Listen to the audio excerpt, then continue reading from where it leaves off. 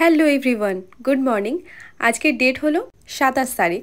তো কালকে তো দেখালাম আমি এসছি আমার ছোটদির বাড়িতে। এই জাস্ট আমি ঘুম থেকে উঠলাম, এখন বাজে হচ্ছে 7:30। আর ঘুম থেকে উঠেই বাইরের দিকে তাকিয়ে বসে আছি, কারণ আজকের ওয়েদারটা বেশ সুন্দর, একদম মেঘলা মেঘলা ওয়েদার। তবে আর লেট করে লাভ নেই, ফ্রেশটা হয়ে আসি, তারপরে বাকি কথা হচ্ছে।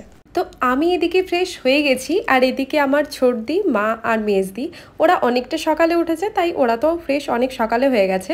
এখন আমরা সবাই মিলে যাচ্ছি হলো ছোটদিদের আরও এক বাড়ির দিকে। তো এটাই হলো ছোটদিদের আরেক বাড়ি, যেখানে প্রচুর রকমের গাছ লাগানো আছে। আমার দিদির শ্বশুর বাড়ির মোটামুটি সবাই গাছ লাগাতে ভীষণভাবে ভালোবাসে, তাই এখানে প্রচুর রকমের গাছ পাবে। মানে আম গাছই এখানে মোটামুটি প্রচুর রকমের রয়েছে। যেহেতু এত রকমের গাছ রয়েছে এখানে, তাই জায়গাটাও প্রচুর ঠান্ডা, এত সুন্দর এখানে হাওয়া দেয়, মন প্রাণ যেন জুড়িয়ে যায়। তারপর আমরা এখানে নানা ধরনের গাছ দেখছিলাম। গাছ দেখার পর মা দেখতে পেল বেল গাছ, আর আমার মায়ের তো বেল ভীষণ পছন্দের। তো বেল কয়েকটা এখান থেকে নিয়ে চলে এলাম আমরা বাড়ি। আর এখানেই রয়েছে জিজুর আরও একটা গোডাউন। তো এদিকে বাড়িতে চলছে এখন রান্না, আর এদিকে পুজোর জোগাড়জাতিও মোটামুটি কমপ্লিট। আর এসবের কারণ হলো আজ হচ্ছে আমার দিদির শ্বশুর মশাইয়ের বাৎসরিক কাজ, আর সেই কারণেই আমাদের আসা।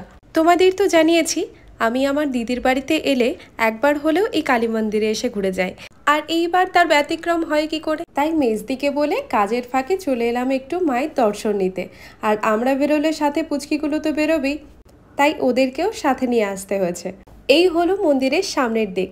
আগের বারে আমি যখন তোমাদেরকে এই মন্দিরটা দেখেছিলাম, তখন রাত হয়ে যাওয়ার জন্য আমি মন্দিরটা ভালো করে তোমাদের সামনে থেকে দেখাতে পারিনি। মন্দির ঘুরে ফেরার সময় বাচ্চারা বায়না ধরলো আইসক্রিম খাওয়ার। একদিকে ভালোই হয়েছে, ওদের বায়নাতে আমাদেরও একটু খাওয়া হয়ে গেল। এরপর বাড়িতে ফিরেই দেখলাম মোটামুটি অনেকজন চলে এসছে। মোটামুটি 2 থেকে 3টে ব্যাচ খেয়ে নেওয়ার পর এখানে আমরাও বসে গেলাম খাওয়ার জন্য, কারণ খিদে তো পেয়েছিল মোটামুটি সবার। এদিকে দেখো আমার ছোটদের ছোট্ট মেয়েটা কত কাজের হয়ে গেছে, সবাইকে জল দিচ্ছে। এরপর হঠাৎ দেখি আমার মেজো জাইবু এসে হাজির। আর আজকে আমার মেজো জাইবুর আসার কথা ছিল না, যেহেতু মোটামুটি 11টা-12টার দিকে ভালো মতো রোদ উঠে গেছিল। আর এটা হলো আমার জিজু, যিনি কালকের থেকে ভীষণভাবে ব্যস্ত। জিজু বাইরে যাওয়ার সময় দেখেছে বাইরের লোকটি খাবারের দিকে তাকিয়ে আছে, হয়তো ভর দুপুরে ওনার ভীষণ জোর খিদে পেয়েছিল, তাই ওনাকে ভেতরে বসিয়ে ভালো করে পেট ভরিয়ে খাওয়ানো হয়েছে। এরপর আমরাও বসে গেলাম সবাই খাওয়ার জন্য।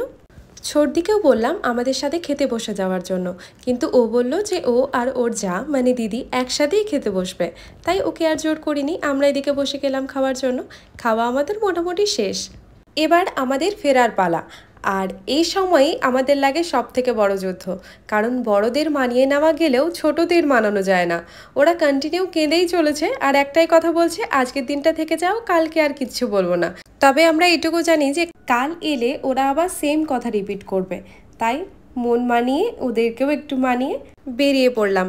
আবার কালকে রয়েছে আমার অফিস। তো টাটা, ভিডিওটা আমি এখানেই শেষ করলাম। সবাই ভালো থাকবেন, সুস্থ থাকবেন।